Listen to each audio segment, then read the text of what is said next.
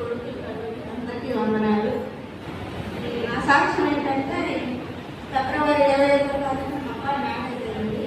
కొంచెం బాగానే ఉంది. ఫిబ్రవరి అయిపోయిన తర్వాత నేను అంతకుముందు అయితే నా ఇంటి నుంచి 6 గంటలకి రోజు వాకింగ్ చేస్తాను సాయంకాలం. నేను ఫిబ్రవరి మార్చి అంటే కొంచెం బాగా ఉంది. మార్చి నుంచి వాకింగ్ ఎప్పుడు ఆపేసానో ఇక్కడ నాకు కాళ్ళు నడవనివ్వలేదు. కనీసం ఇంట్లో పని చేసుకున్నామన్నా కానీ నా పని నేను చేసుకోవడానికి కూడా ఓపిక అనమాట.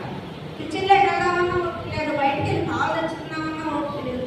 ఏంటి ప్రభు నన్ను ఇలా చేసావు తండ్రి అని చెప్పి దేవుడిని అడిగి ఒక నెల అలాగే ఓర్చుకున్నాను.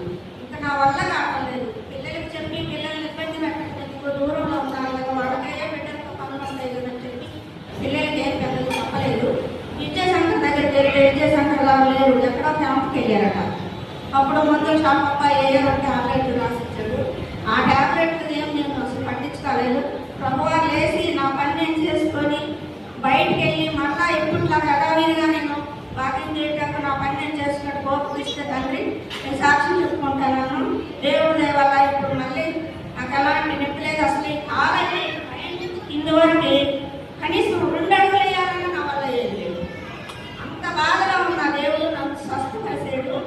ఆ చిన్న సాక్ష్యం. రెండో సాక్ష్యం ఏంటంటే పల్లవైద్య నరసింహరావుకి మొన్న మ్యారేజ్ అయింది. మ్యారేజ్లో నేను నలుగు పెట్టి బట్టలు పెట్టాల్సి వచ్చేసింది. పెడుతున్నాను. ఈ పిల్లలు ఏం చేస్తారండి, వదిలిలో మాట్లాడాలి వాళ్ళు ఏం చేశారు, మొత్తం పసుపు తెచ్చిన వద్దంటే మొత్తం పోసేసారు. పోసేసేసరికి చల్లారేసరికి నా స్కిన్ అంతా పాడైపోయి అసలు స్కిన్నే మారిపోయింది. ఇదేంటి ప్రభు ఈ పిల్లలని ఎలా చేశారని చెప్పి దేవుడిని అడుగుతానే ఏదోనని కసరత్తు చేస్తుంటే ఇంకా ఎక్కువ అయిపోతుంది. భయం వేసి ఇంకా స్కిన్ డాక్టర్ దగ్గరికి వెళ్తే స్కిన్ డాక్టర్ నైట్ ఉదయం 2 పూటలు ఆయింట్మెంట్ రాయమా టాబ్లెట్ తీసుకొని చెప్పి రాశాడు. దేవుడి దయవల్ల మళ్ళీ 15 రోజుల కల్లా వెళ్ళాను. ఏం పర్వాలేదమ్మా, మళ్ళీ స్కిన్ యథావిధిగా వచ్చింది, ఏం బాధలేదన్నాడు. దేవుడి దయవల్ల స్కిన్ కూడా మామూలుగా వచ్చేసింది. ఇది రెండో సాక్ష్యం.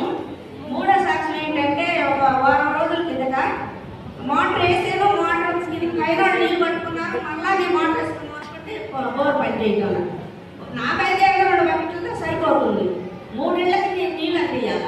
ఏం చేయాలో తండ్రి అని చెప్పి ఫోన్ నెంబర్లు అయితే చదవ నుంచి పోయి ఏం చేయాలో ఎవరితో మాట్లాడాలని అసలు నాకు ఏం తోస్తా రోజంతా ఆలోచించి టెన్షన్ పడతా సెల్లులో చూసుకున్నాను అనమాట.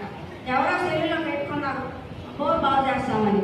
అప్పుడు సెల్ చూసుకొని సెల్లులో ఫోన్ ద్వారా వాళ్ళకి ఫోన్ చేస్తే వచ్చి చూస్తే అదేంటంటే జట్టు మాట